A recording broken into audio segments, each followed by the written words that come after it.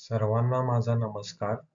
आज मी तुम्हाला regression matrix म्हणजेच MAE, MSE, RMSE आणि R स्क्वेअर्ड बद्दल माहिती सांगणार आहे. हे रिग्रेशन मॅट्रिक्स मॉडेल्सचे मूल्यांकन किंवा कामगिरीचे मूल्यांकन करण्यासाठी वापरले जातात आणि आपले मॉडेल किती अचूकतेने किंवा चुकीची माहिती देत आहेत हे बघण्यासाठी इव्हॅल्युएशन मॅट्रिक्सचा उपयोग केला जातो.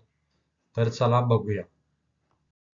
जेव्हा आपण हाऊस प्राइस प्रेडिक्शन किंवा स्टॉक प्राइस प्रेडिक्शन असे रिग्रेशन मॅट्रिक्स तयार करतो, तेव्हा आपल्याला पाहिजे की आपली मॉडेल किती अचूक आहे. फक्त प्रेडिक्शन करणे पुरेसे नाही. आपल्याला हे पाहणे आवश्यक आहे की मॉडेल किती चुकीचे किंवा बरोबर आहेत आणि प्रेडिक्शन केलेल्या किमती वास्तविक किमतीपासून किती दूर आहेत. हेच रिग्रेशन मॅट्रिक्सचे काम आहे. उदाहरणार्थ, जर मी दोन हाऊस प्राइस प्रेडिक्शन तयार केले, तर मी त्या दोघातून हे बघू शकतो की कुठला मॉडेल किती बरोबर किंवा किती अचूक उत्तरे देतो. आता आपण हे बघूया की हे रिग्रेशन मॅट्रिक्स वास्तविकतेमध्ये काय आहेत.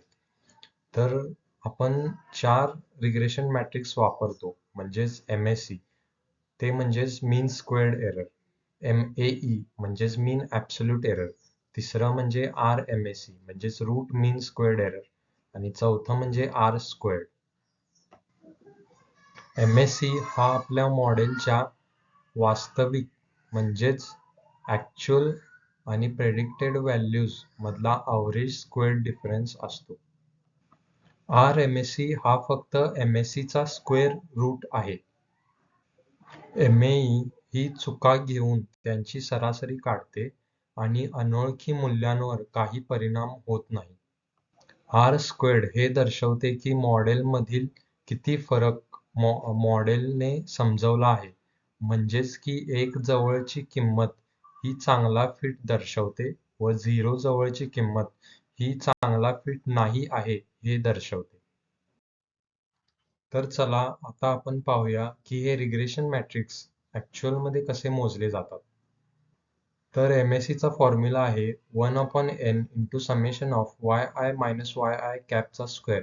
इथे n म्हणजेच number of data points in the data set आणि yi म्हणजेच वास्तविक व्हॅल्यू आणि yi कॅप म्हणजे आपल्या मॉडेलने प्रेडिक्टेड केलेली व्हॅल्यू. RMSE हे तुम्ही बघू शकता की MSE चे स्क्वेअर रूटच आहे फक्त. MAE साठी ॲक्च्युअल व्हॅल्यू आणि प्रेडिक्टेड व्हॅल्यू मधली सरासरी घेऊन त्याचे मूल्य काढतो. R स्क्वेअर साठी फॉर्म्युला आहे 1 minus residual sum of squares upon total sum of squares. म्हणजे सोप्या शब्दात R स्क्वेअर मॉडेल किती चांगले आहे हे सरासरीच्या तुलनेत दाखवते. आता आपण या रिग्रेशन मॅट्रिक्सचे चॅलेंजेस किंवा लिमिटेशन्स काय आहेत ते पाहूया.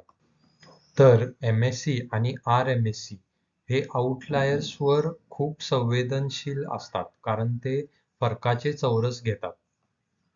उदाहरणार्थ, जर मी डिलिव्हरी वेळेचा अंदाज करत असलो आणि बहुतेक वेळा काही मिनिटे उशिरा होतात, परंतु ते ठीक आहे, पण एकदा 2 तास उशीर झाला तर RMSE झपाट्याने वाढेल आणि मॉडेल खराब दिसेल.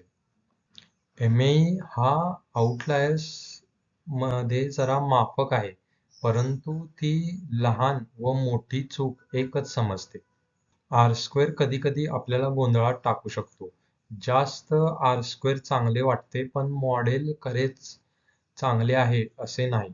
जर डेटा एका लाईनहून सेपरेट होत नसेल आणि आपण एक लाईन जबरदस्तीने लावली तरी चांगला R स्क्वेअर दिसेल, पण प्रेडिक्टेड व्हॅल्यू चुकीची असेल. आणि जर आपला डेटासेट लहान असेल तर R स्क्वेअर ही चुकीची व्हॅल्यू दाखवू शकते. त्यामुळे हे मॅट्रिक्स एकटे वापरू नये. तर हे मॅट्रिक निवडणे हे पूर्णतः आपल्या मशीन लर्निंग मॉडेलवर अवलंबून आहे.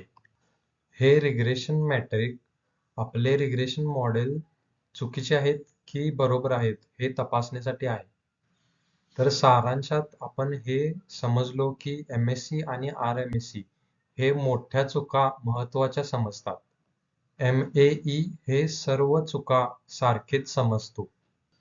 R² हे डेटामधील किती फरक आहे ते दाखवतो. सर्वात चांगला मार्ग म्हणजे विविध मॅट्रिक्स एकत्र वापरणे.